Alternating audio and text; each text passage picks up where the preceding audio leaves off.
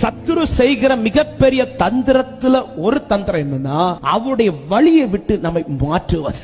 யாருக்கு கர்த்தர் அனுமதித்த பாதையில நிக்க முடியும்னா, இது கர்த்தர் அனுமதித்ததுதான் என்பதை அறிந்தவனுக்கு மட்டும்தான் நிக்க முடியும். யோபு வழியில மாறல, கர்த்தர் அனுமதித்ததை ஏற்றுக்கொண்டது மட்டுமல்ல, 42வது அதிகாரத்துல அவனுடையதை ரெட்டிப்பாய் கர்த்தர் மாற்றுகிற நேரம் வரையிலும் அந்த பாதையில உறுதியா நின்று கொண்டிருக்கிறார்.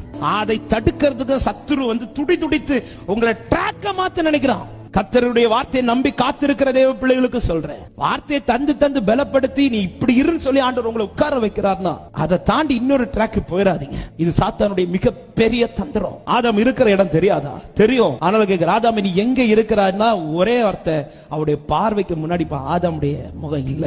எனவேதான் சொல்றேன், வழி மாறுறேன்னா அவரால் என்ன பார்க்க முடியாது.